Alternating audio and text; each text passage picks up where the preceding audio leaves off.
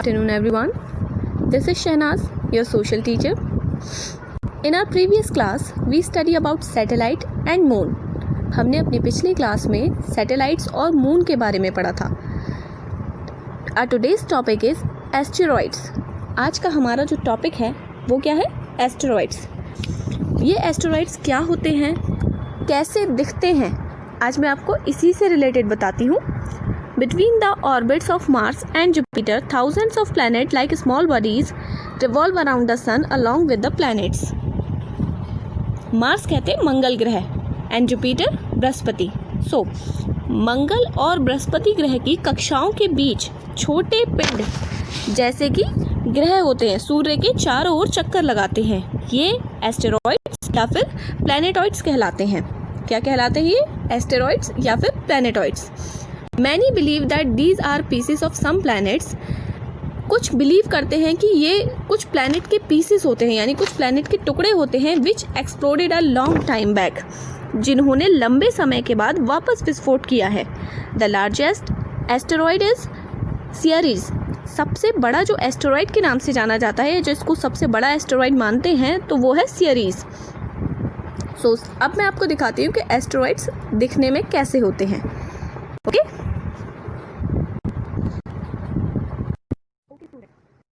Now the picture. इस picture में मैंने आपको दिखाया है कि यहाँ पर बहुत सारे प्लैनेट्स सूरज के चारों तरफ चक्कर लगा रहे हैं और साथ ही साथ आपको छोटे छोटे कुछ एस्टेरॉइड्स भी नज़र आ रहे होंगे. वो एस्टेरॉइड्स आपको थोड़ा दूर हैं तो क्लियर नज़र नहीं आ रहे हैं. मैं आपको क्लियर दिखाती हूँ कि एस्टेरॉइड्स कैसे होते हैं, क्योंकि जो ये सारे ग्रह होते हैं ये सब भी सूरज के चक्कर लगाते हैं और ये एस्टेरॉइड्स होते हैं ये भी सूरज के चक्कर लगाते हैं. अब हम इन्हें और क्लियरली देखते हैं तो ये कुछ इस टाइप से होते हैं. जैसे आप इस ग्रह के आसपास देख सकते हैं कि ये जो छोटे छोटे आपको रॉक्स दिखाई दे रहे हैं, जो पत्थर दिखाई दे रहे हैं, मैंने आपको बताया भी था कि जो स्मॉल बॉडीज़ होते हैं, ये जो छोटी चट्टानों से बने हुए होते हैं, पत्थरों के रूप में होते हैं, तो वो यही एस्टेरॉइड होते हैं.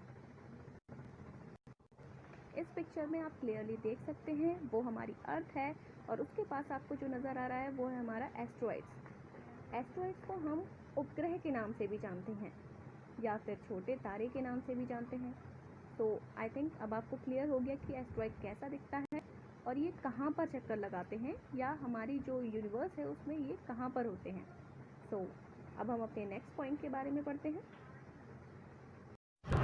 ओके स्टूडेंट्स, आई होप आप सब समझ चुके होंगे कि एस्टेरॉइड्स क्या होते हैं. Our next point is meteors. अब हम समझेंगे कि मीटियर्स क्या होते हैं. तो मीटियर्स मीन्स होता है उल्का पिंड. Meteors are the smaller pieces of rocky material that burn when they enter the earth's atmosphere from space. Meteors यानी कि उल्का पिंड चट्टानी पदार्थ के छोटे छोटे टुकड़े हैं जो स्पेस से अर्थ के एटमॉस्फेयर में एंटर होने पर जलने लगते हैं. They can be seen as bright streaks of light flashing across the sky and hence are known as shooting stars. उन्हें आकाश में चमकती रोशनी की लकीरों के रूप में देखा जा सकता है और इसीलिए उन्हें शूटिंग स्टार्स के रूप में भी जाना जाता है.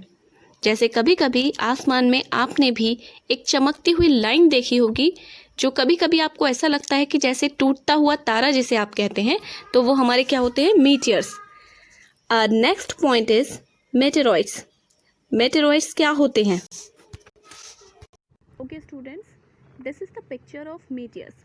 ये जो पिक्चर आपके सामने दिख रही है आपको, ये है मीटियर्स. ये जो आपको स्मॉल पीसेस ऑफ रॉक्स नज़र आ रहे हैं वो आपके क्या हैं? मीटियर्स हैं.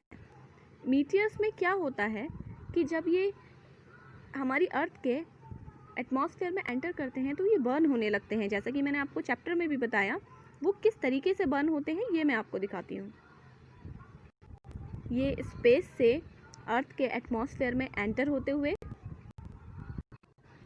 जब हमारी अर्थ के कांटेक्ट में आते हैं, एटमॉस्फेयर में आते हैं, तो इस तरीके से ये बर्न होने लगते हैं. और कभी कभी ये जब पृथ्वी से टकराते हैं तो कुछ ये सिचुएशन होती है जो आप इस पिक्चर में देख सकते हैं. ये देखने में बहुत ज़्यादा चमकीले होते हैं, यानी बहुत ज़्यादा ब्राइट होते हैं, जिन्हें हम शूटिंग स्टार्स के नाम से भी जानते हैं. जैसे कि आपको इस पिक्चर में नज़र आ रहा है, सेम यही आपके मीटियर्स होते हैं. आपने आसमान में नॉर्मली कुछ ऐसी पिक देखी होगी जो आपको टूटते हुए तारे के नाम से आप जानते हैं, जिसे आप बोलते हैं ना टूटते हुए तारे, वही चीज़ आपकी मीटियर्स होती है। सो अब आपको क्लियर हो गया कि मीटियर्स क्या होते हैं। So come to the next point, meteoroids. Next point is meteoroids. Meteoroids होते हैं उल्कापिंड। Many larger fragments of rocks complete the journey to the Earth's surface without being destroyed. चट्टान के कई बड़े टुकड़े पृथ्वी की सतह पर बिना डिस्ट्रॉय हुए अपनी यात्रा पूरी करते हैं। These are known as meteoroids. ये किस रूप में जाने जाते हैं? मेटेरॉइड्स के रूप में जाने जाते हैं, यानी उल्कापिंड के रूप में जाने जाते हैं। Some recent major meteoroid falls on the Earth were in Vladivostok, Russia in 1947, Burwell, Britain in 1965, Northern Ireland in 1999 and Perseid, France in 2011. यहाँ पर कुछ आपको जगह ऐसी बताई गई हैं जहाँ पर रिसेंटली कुछ मुख्य उल्कापिंड पृथ्वी पर आए थे या गिरे थे। उनमें सबसे पहली जो जगह थी वो थी व्लादिवोस्टॉक, जो रशिया में है, वहाँ पर 1947 में ऐसा हुआ था।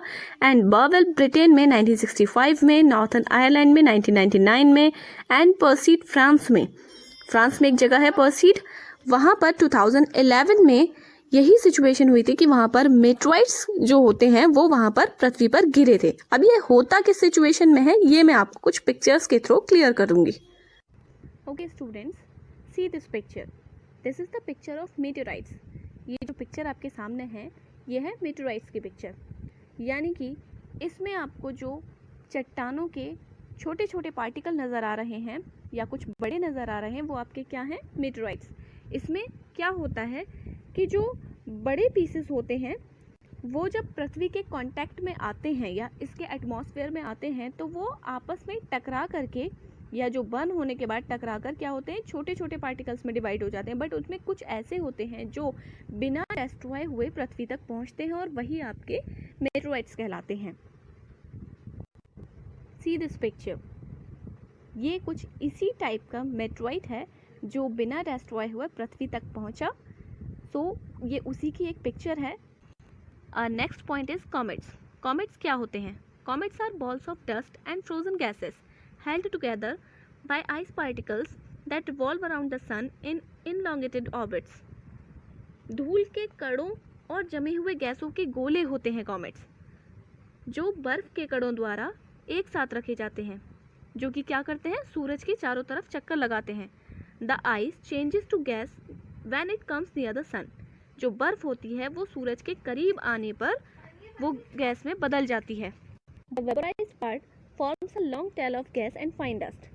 जो वाष्पीकृत हिस्सा होता है यानी जो वेपराइज्ड पार्ट हो जाता है तो वो गैस की और महीन धूल की, जो बारीक धूल होती है उसकी एक लंबी पूंछ बनाता है, यानी एक लॉन्ग टेल के अकॉर्डिंग होता है। वो देखने में आपको ऐसा लगेगा जैसे कोई लाइट जा रही है और वो महीन धूल और गैसेस होती है।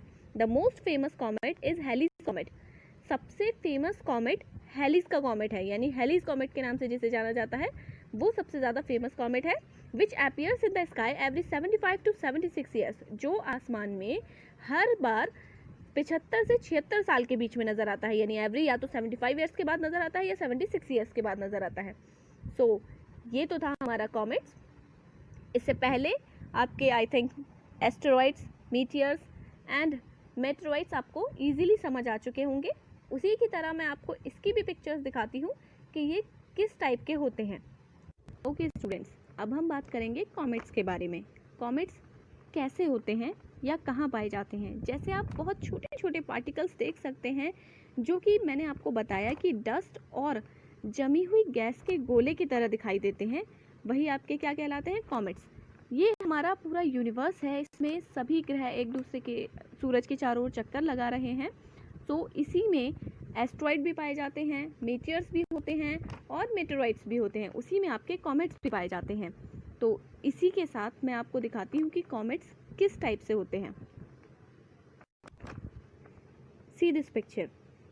जब मैंने आपको बताया कि जो आइस होती है वो सन के कांटेक्ट में आने के बाद गैस का रूप ले लेती है और जो वेपोराइज्ड होते हैं उसी की वजह से एक फाइन डस्ट यानी कि एक डस्ट की एक पूंछ की तरह वो दिखाई देती है, जैसे टेल की तरह दिखाई देती है। तो इस टाइम जो पिक्चर है आपके सामने, ये वेपोराइज्ड पार्ट ही दिखाया गया है। इसे और अच्छे से समझने के लिए मैं आपको ये सभी एक साथ दिखाती हूँ। जैसे ये आपका एस्ट्रॉइड है, एस्ट्रॉइड की पिक्चर आपके सामने क्लियर है। नेक्स्ट आपका कॉमेट है। ये किस तरीके से बताया था मैंने आपको कि जो आइस या फिर गैसेस का जो धूल के कण होते हैं, उसी का एक छोटे छोटे बॉल्स होते हैं, जैसे कि आप इसमें देख भी सकते हैं। नेक्स्ट आपके आते हैं मेटेरॉइड्स और उसके बाद आपके मीटियर्स। तो ये सभी पिक्चर्स आपके सामने क्लियर हो चुकी हैं। आई थिंक स्टूडेंट्स आप अच्छी तरह से इस चैप्टर को समझ चुके होंगे और इसी के साथ ही आज हमारा चैप्टर भी फिनिश होता है। फ्रेंड्स, आई होप आप सभी ने बहुत एंजॉय भी किया होगा। इस चैप्टर से रिलेटेड मैंने सभी क्वेरीज आई थिंक आपको क्लियर की हैं, बट अगर इससे रिलेटेड फिर भी कोई क्वेरी आपकी है तो आप मुझसे कंफर्म कर सकते हैं। Okay students, it's time to say goodbye. Thank you.